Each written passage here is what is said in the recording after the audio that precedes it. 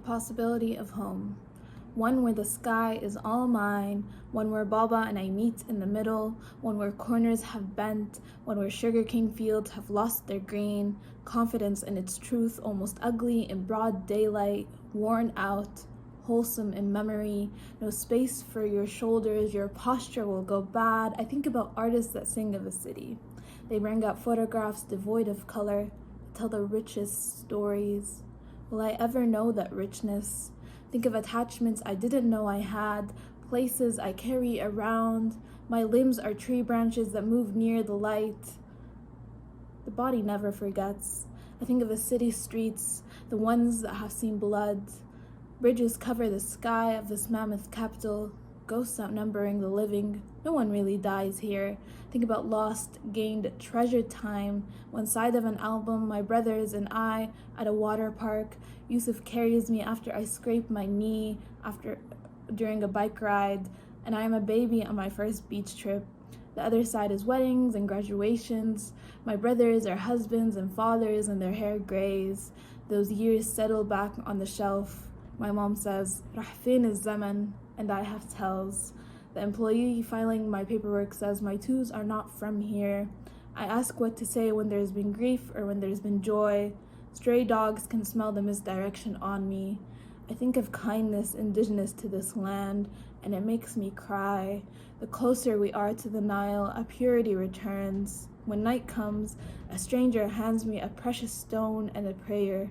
Hands become an instrument, how the room shakes with the music of joy. Naz zay al-asal. I think of what to make of this half-open third eye, this longing, this possibility. Yearbook.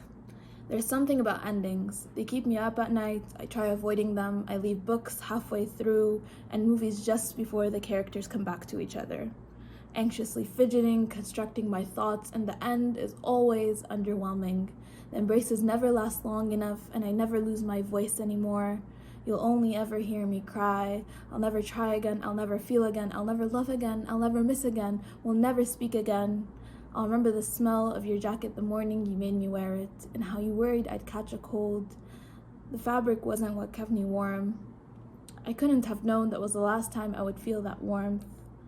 All my memories now are scattered and snipped like half-printed photographs. I'll remember counting down the minutes till Arabic class was over, but only for us to sit in silence after.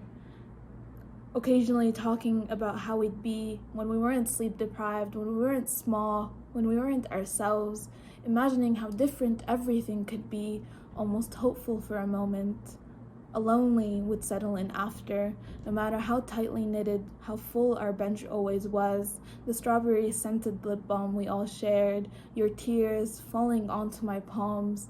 I sat on the floor next to my friends who sat in chairs, and they were the sky for that moment. Sometimes it poured, sometimes it was clear as could be, and I always looked up, hoping the sky wouldn't break apart, hoping something held it together for long enough till we were all the people I dreamed of, or at least till we could see the stars.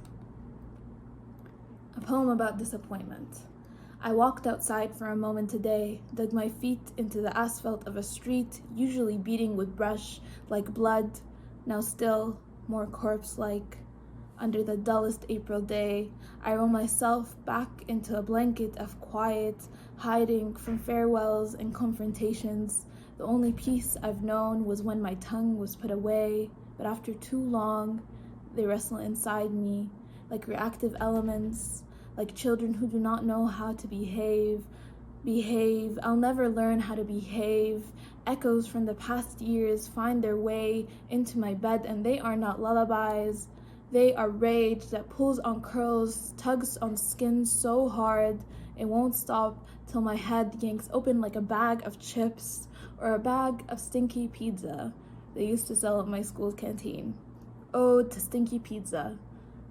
In all its glory of dried cheese, which I always peeled off, and other questionable ingredients, and its especially beloved god-awful stench, stinky pizza felt like a blessing when life was constantly walking on tightrope, unworthy of safety nets, a lie, a hoax, often a monochrome ordeal, when all my books had painted it in rose hues, a faded sound when all those years I daydreamed of melodies and bird chirps in the mornings and laughter that wasn't born out of desperation. There has to be more, there has to be more, there has to be more than this all-encompassing disappointment.